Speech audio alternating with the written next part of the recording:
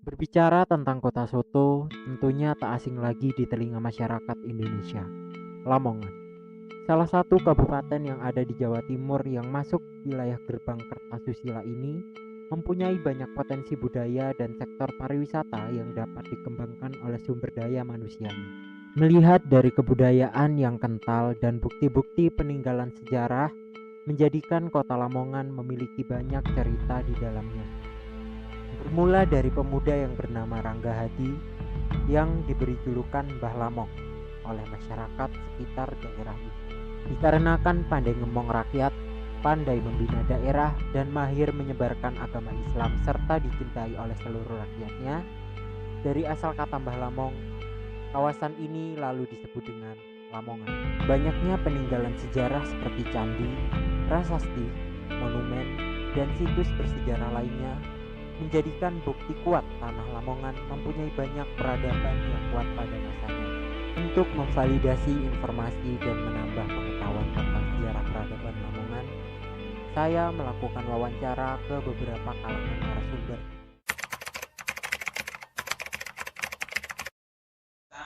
Asal-usul penyebutan atau penyematan nama Lamongan menjadi sebuah kabupaten Lamongan itu tidak terlepas dari adipati pertama Lamongan, yaitu Mbah Lamong atau yang sudah mendapat gelar Adipati Surajaya. Bahwa kiprah atau peran dari Mbah Lamong sendiri di masyarakat ketika menyebarkan agama Islam, masyarakat setempat sudah merasa terlindungi, masyarakat setempat sudah merasa diayomi, sudah istilahnya bisa ngomong penduduk, bisa ngomong masyarakat, maka oleh masyarakat setempat Mbah Rangga Hadi atau Adipati tadi mendapat gelar Mbah Lamong. Kemudian karena beliau diri sudah menjadi Adipati pertama di kabupaten tersebut, maka otomatis daerah yang beliau tempati diberi nama dengan nama beliau, yaitu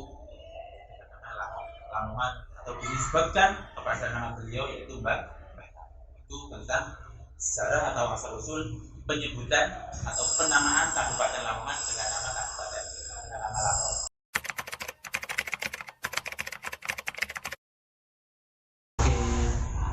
Jadi di Kabupaten Lamongan ini banyak sekali tokoh-tokoh penting yang ikut memajukan, ikut membangun peradaban di Kota Lamongan. Akan saya singgung atau saya cuplik satu saja salah satu tokoh yang masih ada hubungan dengan Kabupaten Lamongan, yaitu Mbah Sabilan. Yang mana Mbah Sabilan ini merupakan patih atau penasehat dari Adipati Lamongan yang ketiga, yang bernama Adipati Panji Puspakusuma. Yang mana Mbah Sabilan ini ikut berperan dalam mengatur peraturan yang ada di Kabupaten Lamongan. Salah satunya adalah tentang acara lamaran. Yang mana di Kabupaten Lamongan ini ada sesuatu yang unik sekali, yang mana mungkin di daerah lain itu pihak laki-laki yang melamar perempuan, tapi untuk di Kabupaten Lamongan adalah dari pihak perempuan yang melamar pihak laki-laki. Hal tersebut atas usulan dari Mbah Sabilan tersebut, yang mana ada kisah, yaitu salah satu adipati yang ada di Majapahit atau negara berdiri sana yang bernama Adipati Wirasaba punya dua putri, dua orang putri, satu bernama Putri Angganwani dan yang satu Putri Anggansari. Yang mana kedua putri tersebut jatuh hati pada kedua putra dari Adipati Panji Puspakusuma yang bernama Raden Panji Laras dan Raden Panji Lurus. Akhirnya atas saran dari Mbah Sabilan, maka si pihak perempuan harus melamar pihak laki-laki dengan mahar atau dengan syarat membawa dua buah gentong dan dua buah tikar, yang mana itu hanya filosofi agar kedua putri tersebut mau memeluk agama Islam. Yang mana dua buah genduk atau gentong tadi itu melambangkan tempat wudhu, sedangkan dua buah tikar tadi melambangkan tempat sholat. Itu tentang sekilas tentang biografi Mbak Sabila yang merupakan salah satu tokoh penting yang ikut membangun peradaban di Kabupaten Lamongan.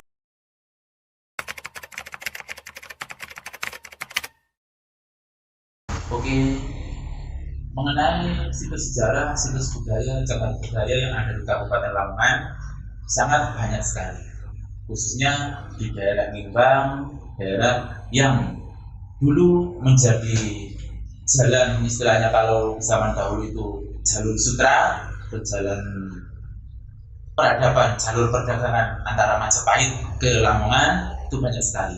Tapi saya lebih memfokuskan pada salah satu cagar budaya, situs budaya yang kental erat kaitannya dengan Mbah Lama, yaitu dua buah gentong yang sampai sekarang masih tersimpan rapi di kompleks Masjid Agung Lamongan, yang mana dua buah gentong tersebut adalah sebagai syarat dari Adipati Lamongan ketika acara lamaran putranya, yaitu Raden Panji-Laras dan juga Raden Panji-Lilis. Itu sekilas tentang salah satu cagar budaya yang ada di Kabupaten Lamongan.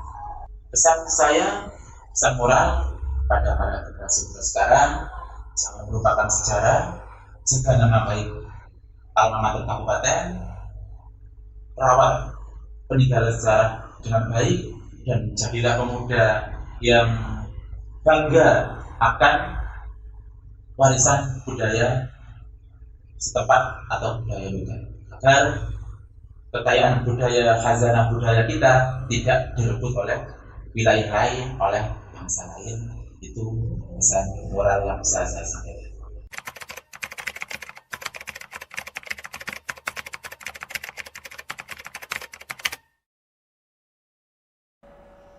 Oke, mungkin yang membedakan antara soto yang ada di Lamongan dengan soto yang ada di daerah lain itu mungkin adalah koyanya, dan mungkin sebagian orang di luar sana di Indonesia bahkan itu mengenal Lamongan itu bukanlah sebuah kota, namun mengenal Lamongan adalah sebuah makanan, bahkan mengenalnya itu makanan soto Lamongan, dianggap sebagai makanan bukan sebagai daerah, seperti itu. Jadi soto Lamongan emang identik dengan soto karena memang waktu itu memang soto itu menjadi makanan sehari-hari orang Lamongan, seperti itu. Dan yang membedakan itu adalah koyanya itu.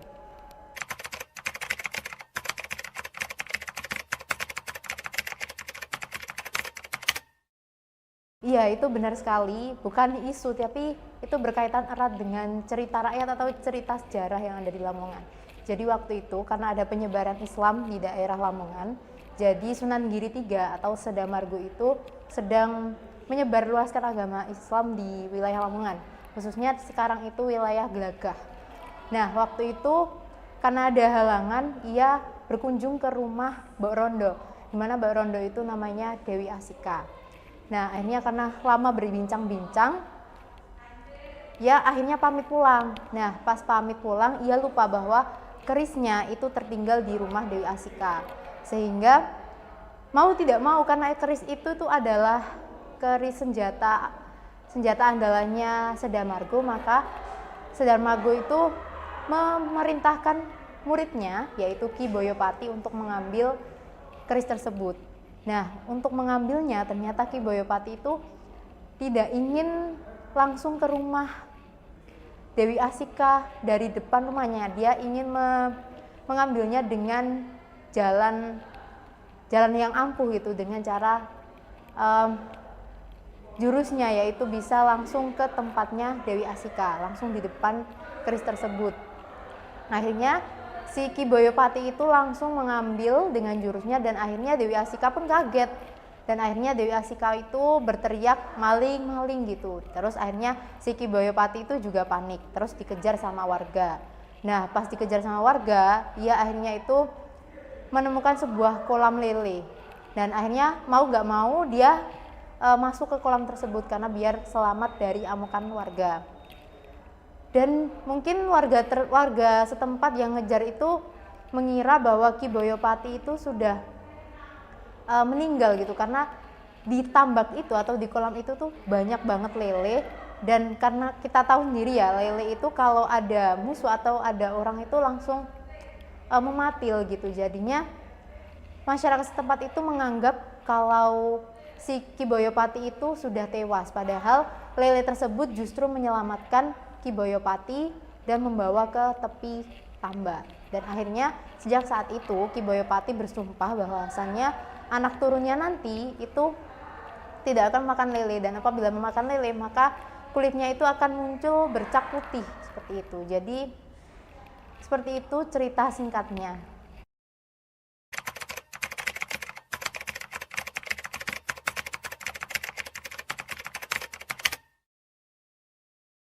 Oke, sebenarnya bicara tentang situs itu banyak sekali situs yang menggambarkan perkembangan tentang Lamongan, perkembangan dan sejarah tentang Lamongan. Khususnya yang seperti kita ketahui bahwasanya Lamongan itu terbagi dari 4 wilayah, yaitu Lamongan Selatan, Lamongan Utara, Timur, dan Barat. Namun perkembangan sejarahnya itu terdiri dari antara di Lamongan Selatan dan Lamongan Utaranya, di mana yang awal mulanya itu ada di Lamongan Selatan. Yang seperti kita ketahui, mungkin teman-teman juga tahu kan ya, Kerajaan Majapahit, dan yang terkenalnya yaitu Raden Wijaya dan juga Gajah Mada yang memiliki Sumpah Palapa untuk mempersatukan wilayah Nusantara. Nah, di balik cerita itu semua, waktu itu Gajah Mada itu pernah memiliki masa lalu yang cukup kelam atau cukup menyedihkan, karena waktu itu dia itu saat dikandung oleh ibunya yaitu Dewi Andongsari. Waktu itu Dewi Andongsari itu melarikan diri ke daerah Lamongan Selatan, tepatnya di Gunung Ratu, yaitu berada di Desa Ngimbang. Nah, di waktu itu akhirnya Gunung Ratu itu menjadi tempat Gajah Mada lahir dan juga dibesarkan. Dan waktu itu memang ibunya itu hanya karena diusir di kerajaan, maka ibunya itu lari ke Gunung Ratu mengasingkan diri bersama 2 hewan kesayangannya, yaitu kucing Condromowo dan juga musang putih. Dan waktu itu awal mulanya karena memang ibunya itu merasa tertekan ya, karena ada ular yang melilit si Gajah Mada waktu kecil, dan mereka mengira, ibunya mengira kalau musang dan kucingnya itu membunuh Gajah Mada. Padahal Gajah Mada itu justru dilindungi oleh ularnya. Sehingga karena rasa bersalahnya Dewi Andongsari, ia itu bunuh diri di Gunung Ratu tersebut. Hingga akhirnya sekarang Gunung Ratu itu menjadi situs untuk makam Dewi Andongsari, dan sekaligus di sana juga ada pakaian Dewi Andongsari ketika dia diusir dari kerajaan, seperti itu. Dan di Lamongan Selatan juga ada situs bersejarah berkaitan dengan Kerajaan Airlangga. Mungkin Kerajaan Airlangga itu terbentuk sebelum Majapahit ya. Nah, waktu itu Candi Pataan itu diekskavasi pada tahun 2013 dan bertempat di Desa Pataan, Kecamatan Sambeng. Kemudian kita bergeser ke Lamongan Utara, karena memang Lamongan Selatan itu identik dengan kerajaan. Nah, Lamongan Utara itu lebih maju lagi, atau abadnya itu lebih berkembang lagi, karena setelah yang kita ketahui kalau belajar IPS kan, setelah Hindu maka ada penyebaran Islam. Nah, di Lamongan Utara itu ada yaitu makam Sunan Derajat dan juga makam Sendang Duur, di mana Sendang Duur ini memiliki keterkaitan juga bahwasanya pernah membawa masjid dalam satu malam, dan Sunan Derajat ini merupakan keluarga atau masih berhubungan erat dengan Sunan Giri, seperti itu. Dan tentunya di Lamongan pusatnya atau Lamongan Utara ini, Lamongan pusatnya, itu ada makam Mbah Lamong yaitu pendiri Lamongan, dan di Maduran itu ada makam Joko Tingkir, seperti itu. Jadi mungkin yang terakhir ada parikan yaitu nang Lamongan ora lali mangan segoboran. Ayo cah, aja lali dolen nang Lamongan. Matur suwun. Setelah mendapatkan informasi yang jelas dari beberapa narasumber, kita menjadi lebih tahu bahwasannya Lamongan merupakan salah satu faktor penting peradaban manusia di tanah Jawa. Dengan demikian jelas, bahwa perkembangan daerah Lamongan sampai saat ini menjadi lebih pesat mengikuti arus perkembangan zaman. Oleh karena itu, tugas kita hanya perlu menjaga dan juga turut melestarikan apa yang sudah ditinggalkan oleh para pendiri Lamongan. Menjaga bukan berarti memiliki, melestarikan bukan berarti memperbanyak jumlahnya. Kita hanya berusaha mewujudkan pesan leluhur apa yang telah diwariskan dari kita, oleh kita, untuk Lamongan. Menuangkan nilai-nilai sejarah Lamongan dengan bentuk visual ini berharap akan menjadi peninggalan bagi generasi penerus dan representasi wujud nyata dari History of Lamongan.